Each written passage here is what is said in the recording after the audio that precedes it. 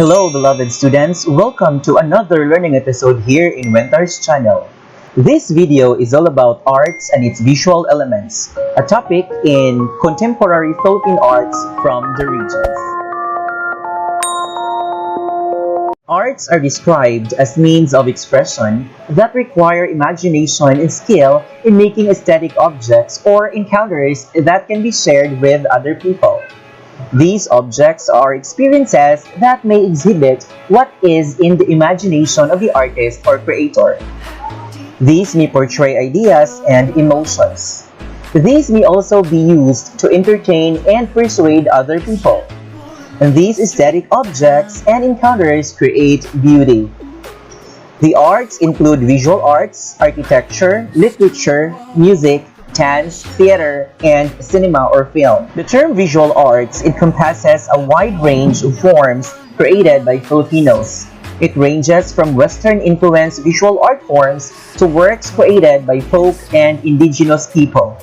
Traditionally, these visual art forms include painting, sculpture, and architecture. However, there are other functional visual art forms in the country that need to be appreciated as well. Some of these forms include advertising art, basketry, metal craft, mat weaving, pottery, and textile. Visual elements of arts. The first visual element of arts is line. Line refers to a prolongation of a point or a mark on a surface. So in our picture, we have different kinds of line.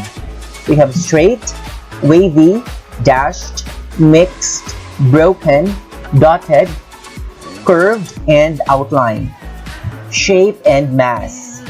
Shape refers to an area with boundaries identified or drawing lines. So in our picture, we have 6 different kinds of shapes. A shape that is natural or in living forms is called an organic shape.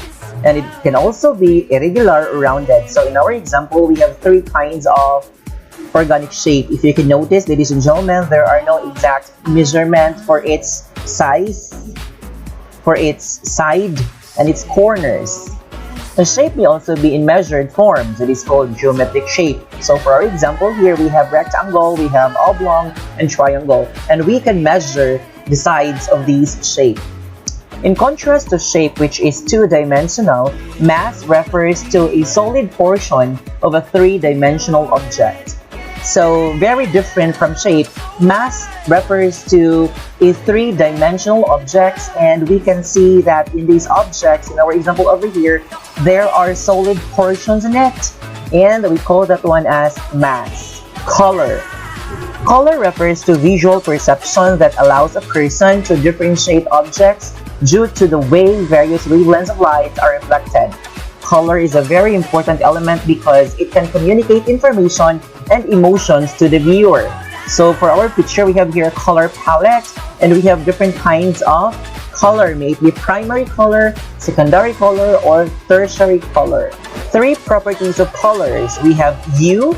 This refers to the basic or pure color and is represented in the color wheel. We also have value. This refers to the lightness and darkness of color. A light color or tint is the result of adding white to the hue, while a dark color or shade results from adding black to a hue. And saturation refers to brightness and dullness of color. A bright color can be produced by adding more pigment to the same hue, while a dull color can be produced by adding gray to the color's complement to the pigment. The color wheel. The color wheel is an arrangement of primary, secondary, and tertiary colors. It is an important tool to identify which colors can work well if used in a certain artwork, which is the color schemes or color relationships. So in our picture, you can see there primary, secondary, and tertiary colors.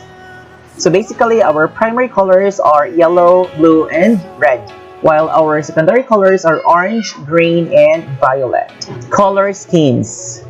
Monochromatic involves using the same hue but with different gradients of value. So we have here our example.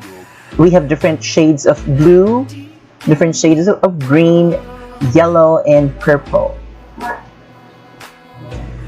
Analogous. This entails the use of 3 or 4 adjacent colors in the color wheel. So in our color wheel over here, we are using 3 adjacent colors. We have green, yellow green, and blue green. So in our picture, we can see that we are just using the 3 adjacent colors from the color wheel. Complementary involves the use of a color and its complement, meaning the color located opposite of the first color. So we have here in our picture, the opposite of red is green, while the opposite of violet is yellow. So in our pictures, the first picture is using red and green, the second one is using yellow and violet. Split complementary, a close relative to the complementary color scheme, but instead of using the colors complement, this scheme uses the 2 colors adjacent to the complement. So our base color is green, and its opposite is red, but we are not using red. Instead, we are using the adjacent colors of the red.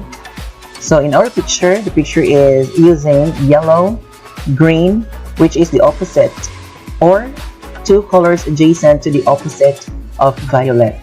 Triadic uses 3 colors that are of equal distance with each other. So in our example, we are using green, orange, and violet. So in our picture, example picture, the flowers are composed of the colors violet, orange, and of course green. Tetradic, also known as double complementary color scheme, this uses 2 pairs of complementary colors. So the opposite of pink is this yellow-green, and the opposite of blue is this orange-yellow. So in our picture, we have here, it uses orange and blue, pink, and yellow-green. Another element of visual arts is texture. This element refers to the feel or appearance of a surface. A person may describe it as actual or implied. So in our first picture, we can definitely tell that it's some sort of a rough art, while the second picture is a soft art, because we can definitely tell that these colored tones are smooth compared to the first picture that is indeed rough. Actual texture can be felt tangibly based on the material that is used for the artwork, while implied texture can be exhibited or an image is made to look like a certain texture. If you look closely to the picture, we have here an example of actual art and implied art. In an actual texture, the artist is using an actual material. If you can notice, the artist is using the actual feathers and the actual foils and beads. While on the implied texture, though it has the same object, but the artist is just using an art materials and colors. So we can definitely tell that in actual texture, we can actually touch the materials and we can feel its texture, while in implied texture, though there is this visual texture, but when we touch it, we cannot feel its real texture. It is just an image made to look like a certain texture. Another element is value. This element refers to the lightness or darkness of an area. This is evident in creating shadows for a 2-dimensional object to give an illusion of depth. So we have here our value scale from 10 to 0, 10 pure white, highlight, light light, middle light, dark light, halftone, meaning this is the middle one, and then dark halftone, light shadow, middle shadow, dark shadow in the accent, or pure black. So for our second picture, we have here an egg. Of course, it has a highlight and then light, shadow, core of shadow, reflected light, and the very last one is the cast shadow, which is the darkest on the picture. Another element of visual art is space. Space refers to the area that is occupied by an object or a subject, as well as the area surrounding that object or subject. So in our picture, we have 2 kinds of spaces. We have positive space and negative space. Positive space refers to the area where the subject is being positioned, while the negative space, this refers to the area where it surrounds the object or the subject. An illusion of space can still be created in a 2-dimensional surface using perspective. And there are 2 types of perspectives. We have atmospheric perspective, which utilizes the properties of light and air in depicting the illusion of distance, and linear perspective, which involves the use of vanishing points and receding hidden lines.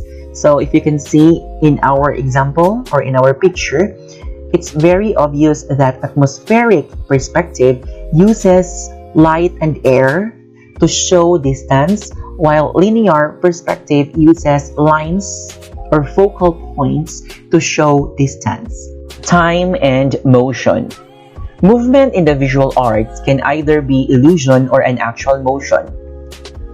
So we have here an example of an art that depicts time and motion. An illusion of movement is more common in two-dimensional artwork. On the other hand, actual motion is easily seen in kinesthetic sculpture that moves with the wind or are vibrating with the surrounding air. It contains moving part. The artist's intention is to create an experience rather than an art object. So in our example, we have here illusion art and actual art. If you can notice, in illusion art, the artist is using colors and lines to depict movement of the cyclists or the bikers, while on the actual art, the artist is using the actual bells and the actual strings to imply motion, meaning if the artist will hang this object and if there are air or any other elements that could actually move this, we can feel its movement and we can hear the bell ringing. This is an example again of actual motion in art. I hope you learned something from this video. If you like the video, don't forget to share, subscribe, and like. Thank you very much. Alright, alright, alright.